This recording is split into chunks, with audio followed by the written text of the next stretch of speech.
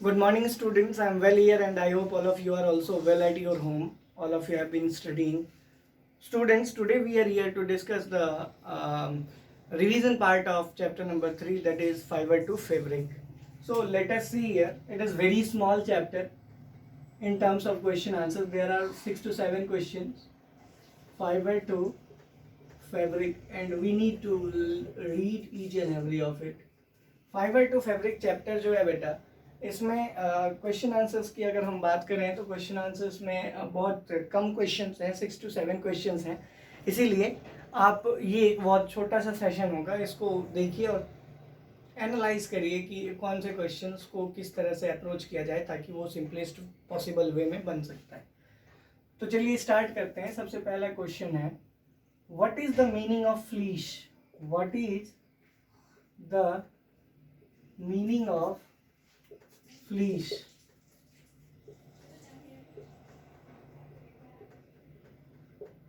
What is the meaning of fleece? हमारा answer क्या होगा बेटा कि fleece means hair। ठीक है, और इसी तरह हम ये भी कह सकते हैं कि if a ship has white fleece,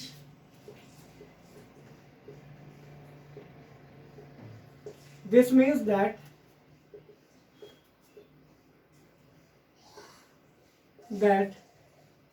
it has white hair. It has white hair. I hope clear हो गया। ये फ्लीस कहीं भी यूज होगा तो इसका मतलब क्या है? हेयर। अच्छा, सेकेंड क्वेश्चन क्या है कि in which part of the black sheep wool is found? In which part of the black shape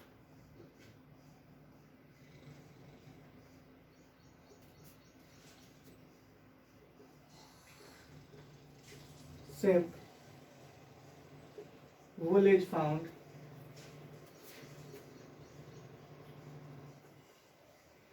black sheep की किस पार्ट में वुल को फाइंड करते हैं हम? तो हम क्या कहेंगे? In the back abdomen of the black shape. Back abdomen of the black shape. ठीक है बेटा, बैक एब्डोमेन में पाया जाता है सबसे ज्यादा। क्लियर हो गया? नेक्स्ट क्वेश्चन है क्वेश्चन नंबर 3 कि कुछ ऑप्शंस दिए गए हैं जिनमें से हमें ये फाइंड करना है कि कौन सा एनिमल ऐसा है जो वुल नहीं करता है। मीन्स व्हाट कि टिक या find the animal from the following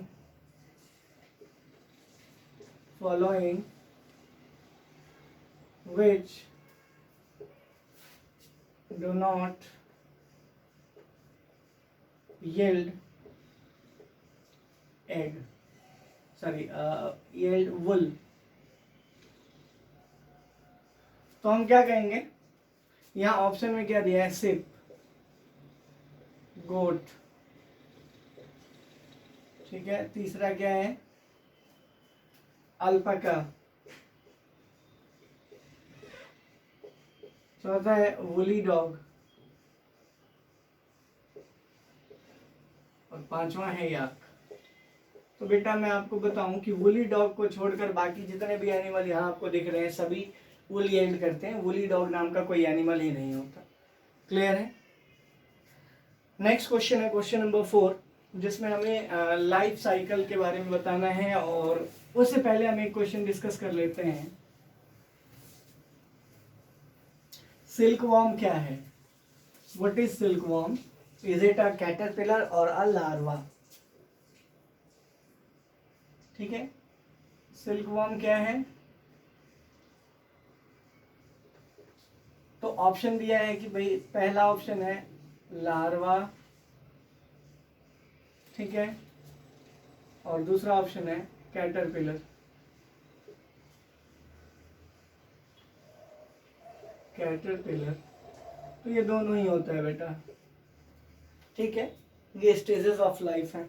अच्छा, अगला क्वेश्चन क्या है, define the following, define the following, following को डिफाइन करना है, जिसमें सबसे पहला है रियरिंग, दूसरा है शेयरिंग, तीसरा है sericulture.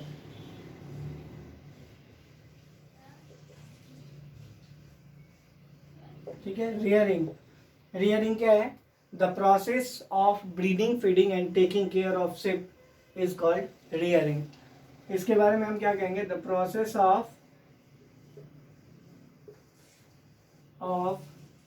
Breeding, feeding and taking care of ship, taking care of ship. ठीक है, एक ऐसा प्रोसेस जिसमें हम पालते हैं शिप को, वो क्या कहलाता है, रियरिंग। शेयरिंग, सेरिकल्चर नहीं, शेयरिंग क्या है, एक ऐसा प्रोसेस जिससे हम वुल वाला जो लेयर होता है, उसके ऊपर जो रुओं का लेयर होता है, उसको रिमूव कर लेते हैं, चाहे ट्रिमिंग से या कटिंग से, उसी को हम क्या कहते हैं, sharing. The process of removal of top layer of fleece of ship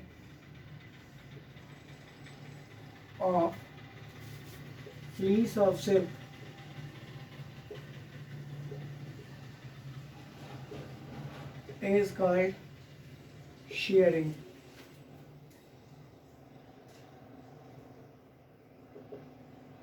तीसरा और आखिरी है बेटा सेरीकल्चर, कि सेरीकल्चर क्या होता है। सेरीकल्चर के बारे में हम ये कहेंगे कि ये एक ऐसा प्रोसेस है जिससे हम सिल्क ऑब्टेन करते हैं। किससे ऑब्टेन करते हैं, तो सिल्क वॉर्म से। तो सेरीकल्चर के बारे में हम क्या कहेंगे, the process of obtaining silk from silk worm,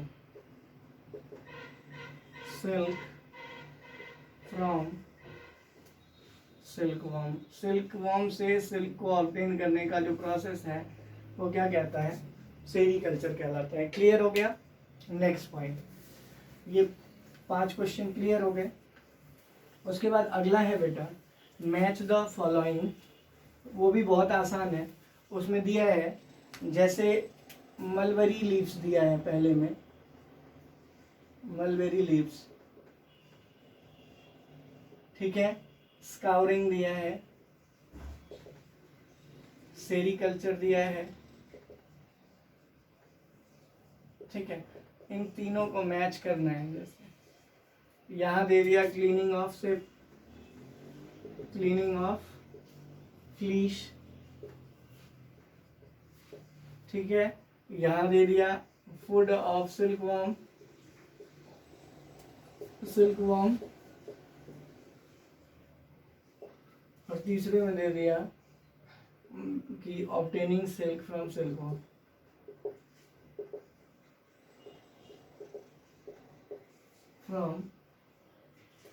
silk worm बहुत आसान है। हमें पता है कि मलबरी लीव्स की जब भी हम बात करेंगे तो वो क्या होता है, फूड ऑफ सिल्क वॉर्म है। वो क्या है बेटा, फूड ऑफ सिल्क वॉर्म है। क्लियर है। जब भी हम फूड ऑफ सिल्क वॉर्म की बात करेंगे तो मलबरी लीव्स की बात करेंगे। स्काउरिंग का मतलब होता है साफ करना, तो यहाँ पर साफ करना, क्लीनिंग ऑफ फेस, फ्लीश यही है। और लास्ट क्या बचा, सेरीकल्चर, अभी हमने पढ़ा था, obtaining silk from silk worm. तो इसमें कोई दिक्कत नहीं होनी चाहिए। ये क्वेश्चन नंबर 6 है।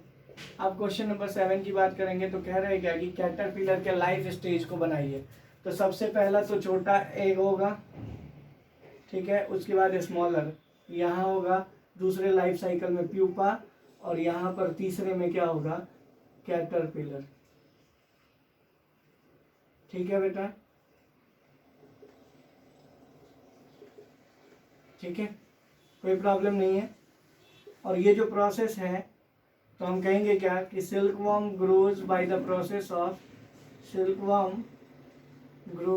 Process of Metamorphosis.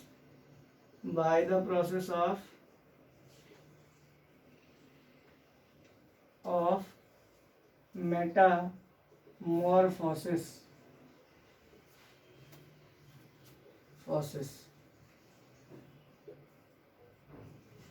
कोई प्रॉब्लम तो है ही नहीं। नेक्स्ट है बेटा क्वेश्चन नंबर 8, जिसके अंदर हमसे ये कह रहा है कि भाई कौन से ऐसे दो टर्म्स हैं जो और हैं जो रिलेटेड हैं किससे, सिल्कवॉर्म से। तो वो है एक मोरी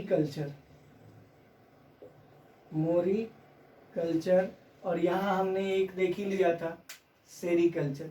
तो ये ध्यान रखेंगे।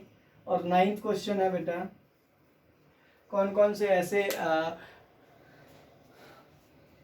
5, हालांकि ये एडिशनल क्वेश्चन है लेकिन फिर भी मैं आपको बता देता हूँ कि एटलीस्ट 5 एनिमल्स के नाम बताइए जो जिनसे वुल ऑब्टेन कर सकते हैं। तो हम कहेंगे the 5 animals from which wool can be obtained,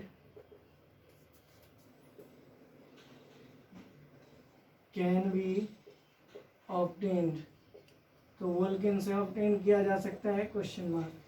answer हमारा क्या होगा, अल्पका, दूसरा लामा, तीसरा कैमल, चौथा अंगूरा गोट,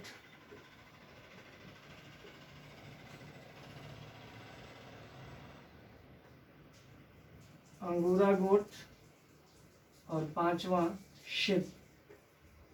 क्लियर है बेटा।